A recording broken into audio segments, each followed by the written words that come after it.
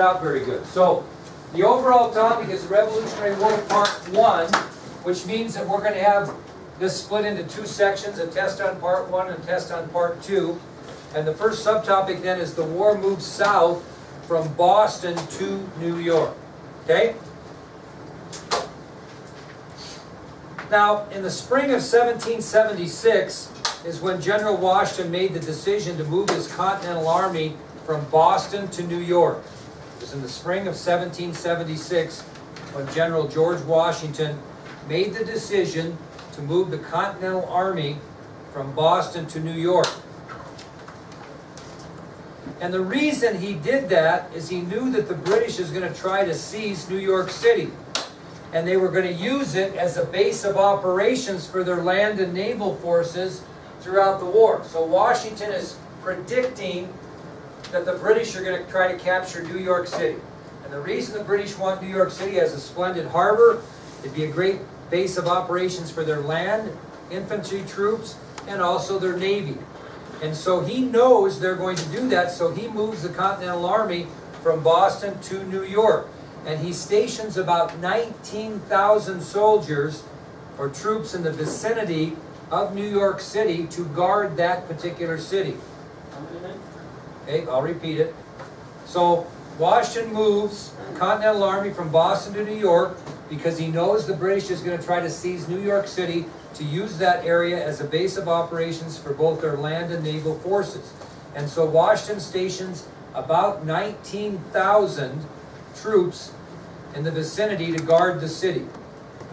And that's in the spring of 1776.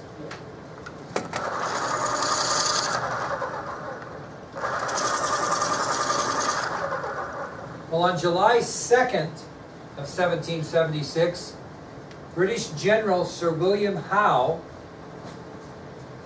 sailed into New York Harbor and he landed both British and Hessian troops on Staten Island. Okay? So on July 2nd, 1776, British General Sir William Howe, who replaced who? Thomas Gage, sailed into New York Harbor and landed both British and Hessian troops on Staten Island. And Staten Island is an island in New York Harbor, okay, around New York City.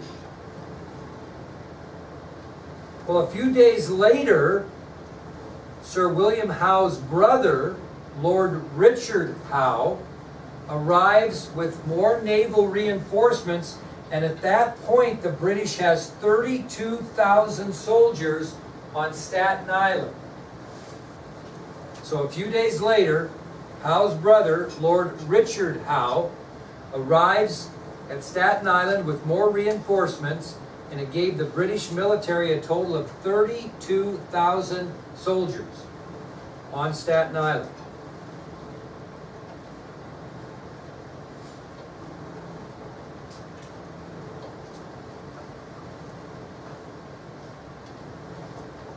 Well, of those 19,000 troops that Washington had, he put 11,000 on Long Island to protect that island from the British.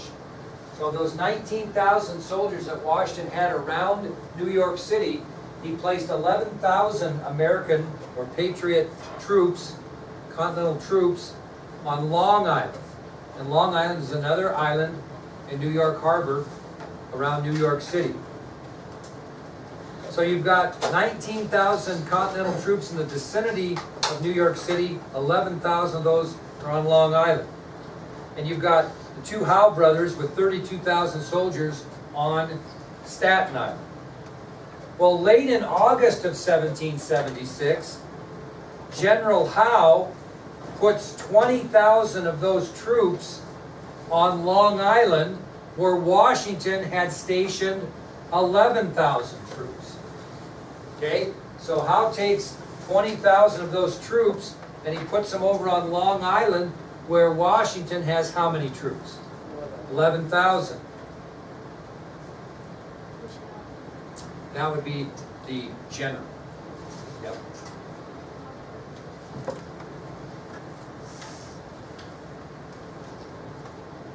Well, the plan is they're going to try to defeat Washington and those 11,000 then and there and get this thing over with.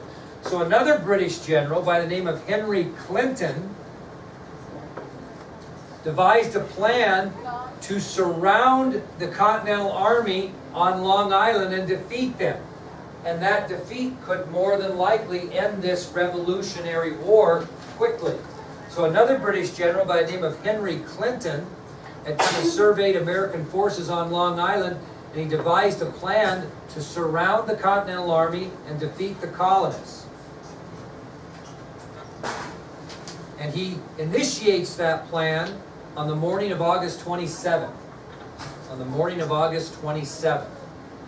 And on that morning of August 27th, British General Henry Clinton and British and Hessian soldiers attack the Continental Army, and they do eventually surround the Continental Army on Long Island. They surround it. So things are looking bad, really bad for us. So on the morning of August 27th, British and Hessian soldiers attack the Continental Army on Long Island and eventually do surround Washington and his army. So what has Washington got to do? He's got to break through the lines and go forward, or what? Retreat. So what he does is he orders American General William Sterling to take just 250 men and counterattack against the British to give him and his Continental Army time to retreat and get out of there. Okay? So American General William Sterling takes 250 men and counterattacks the British lines to try to give Washington time to escape and retreat out of Long Island. Because if he stays in Long Island, we've got troubles.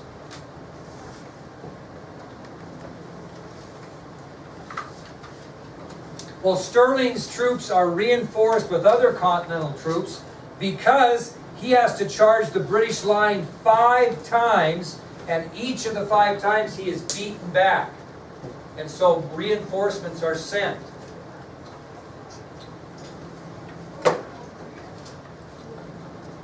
Well, during this barrage of 5 attacks and 5 times being beaten back, the Continental Army suffered 1,000 men dead or wounded and 1,000 more captured or imprisoned. So they lost like 2,000 men trying to break through the line here to give Washington an opportunity to retreat. So the Americans suffer 1,000 men dead or wounded and another 1,000 captured and imprisoned during this attempt. And Washington's trying to get the heck out of there. Well, by August 28th, Washington and 9,000 men are cornered in an area called Brooklyn Heights. They are cornered. They got their backs to the wall at Brooklyn Heights. And Brooklyn Heights is right against what's known as the East River, which is a river near New York City. So if you can picture this, they're kind of surrounded here, and they back Washington right in here to Brooklyn Heights, and the East River is right here. And the only way he's got to get out of there is do what? Get across the river, okay?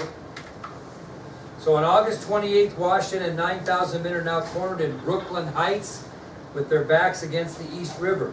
And he knows the British are coming at him. He knows it. And if he stays and fights the British, what's going to happen? He's going to get beat and the war is going to be over. So he's strategizing a way to get across the East River to try to get to Manhattan Island, which is now a famous island where New York City is, right? Manhattan. So Washington's only escape route at this point is by water across the East River to Manhattan Island. Well, why? You're probably thinking to yourself, well, why does he just cross the river and go? Who's making their way behind the Continental Army to dock in the East River to keep them from going across? The British Navy. So in the meantime, the British fleet is making their way behind the Continental Army into the East River to trap them. So they're going to try to trap them there before they can escape.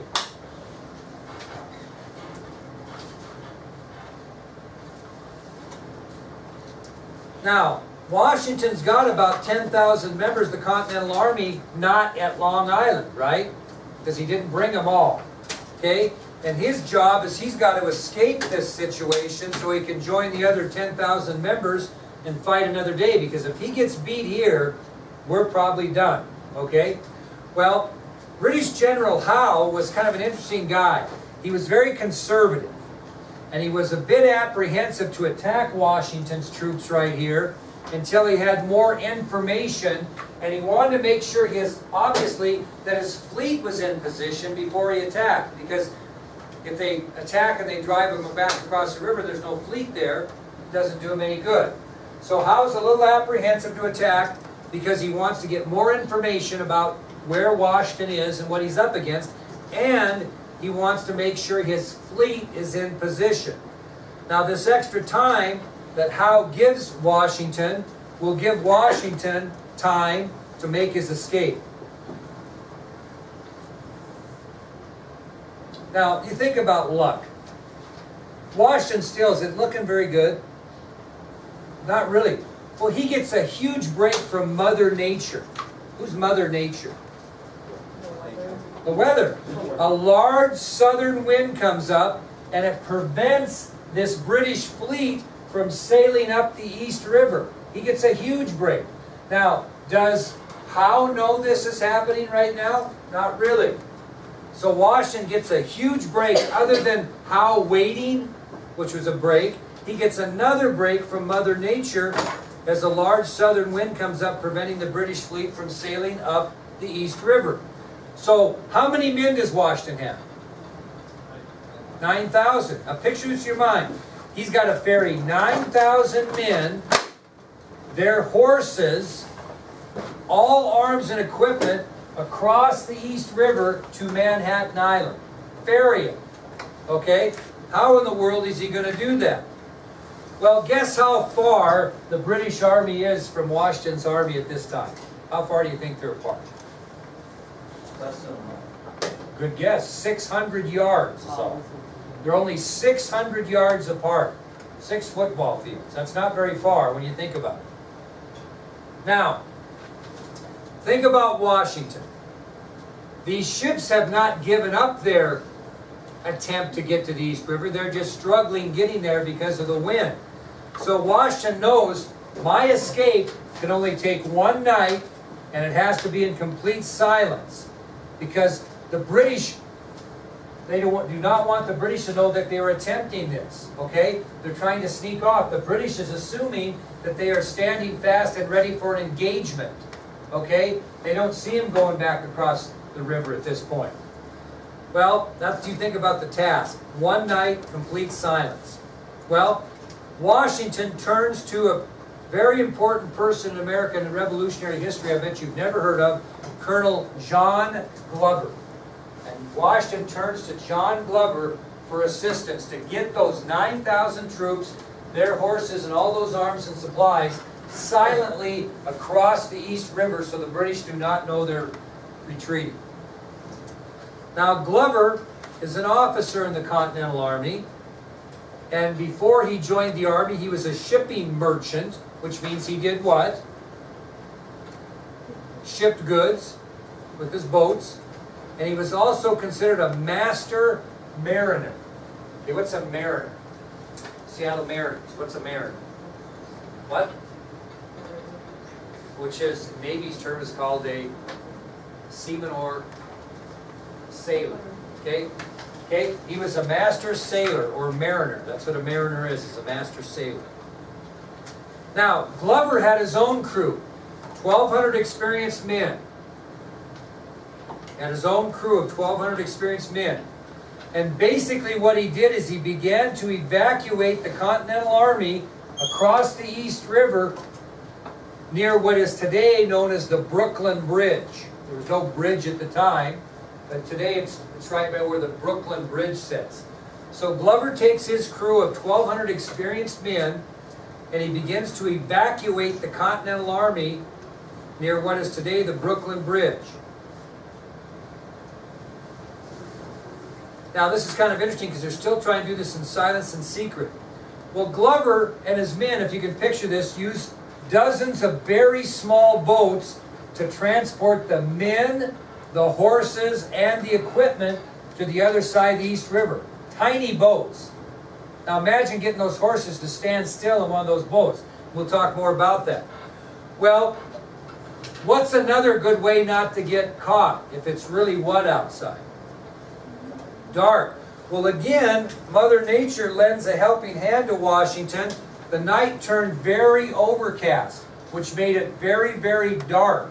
So they got two big breaks, the southern wind that was slowing down the British fleet from getting into the East River, and it got really overcast that night and made it very, very dark. Now, what Washington's going to want to do is he's going to want to trick the Redcoats into thinking that they're still camped that 600 yards away. Okay? So Washington stays as they're evacuating with approximately 1,000 soldiers to try to convince the British that they are not going anywhere. Okay? Because what are the other 8,000 doing? Heading across the river in these small boats.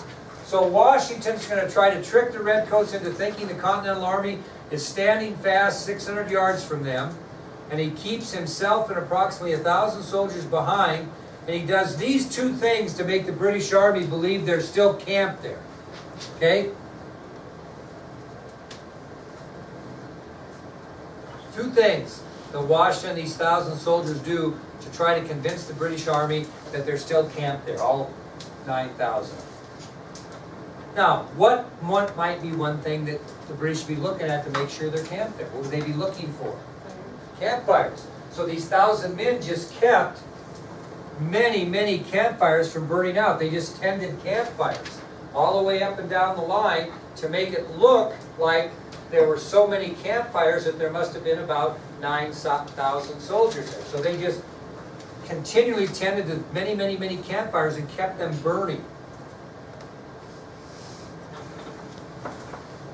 Now, if you were going to stand and fight those guys 600 yards away in normal things, what might you do to protect yourself? You may dig trenches. So what they did is they didn't dig trenches.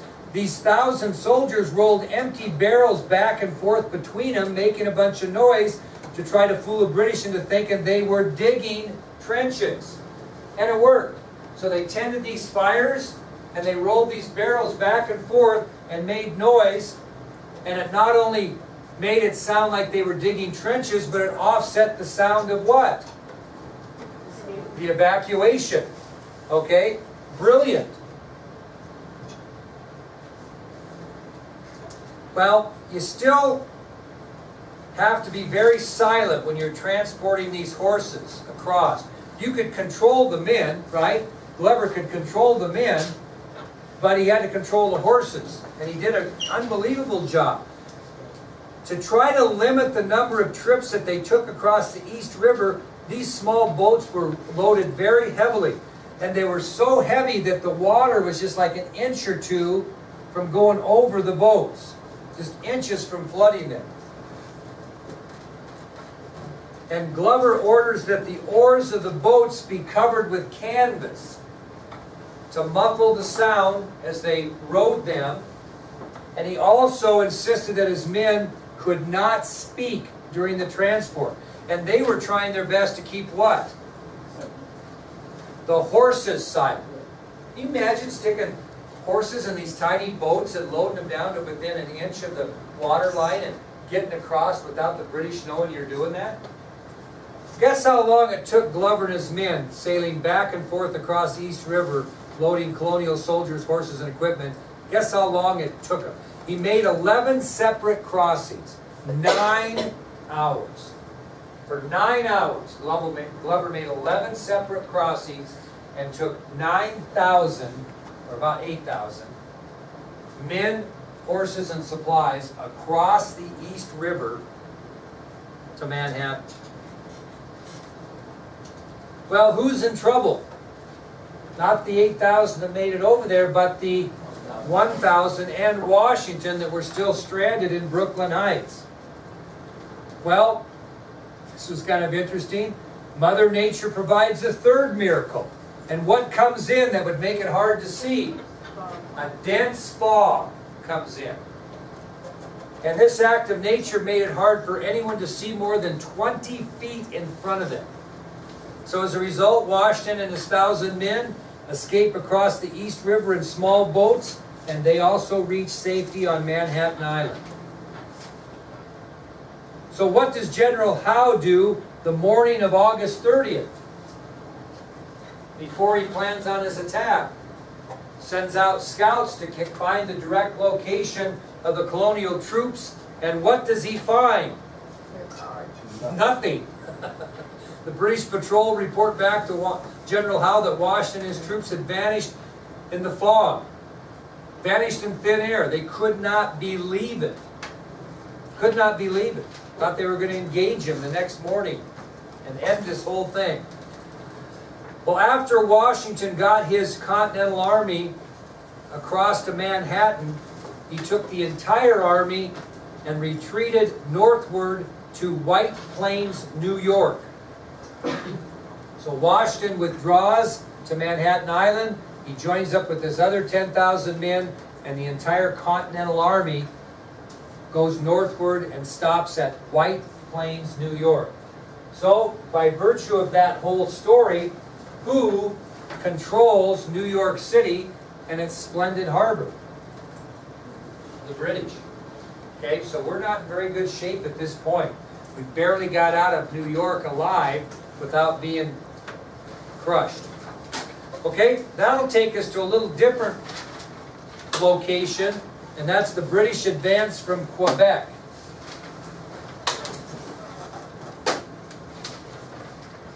British advance from Quebec. Now, where's Quebec, kiddos?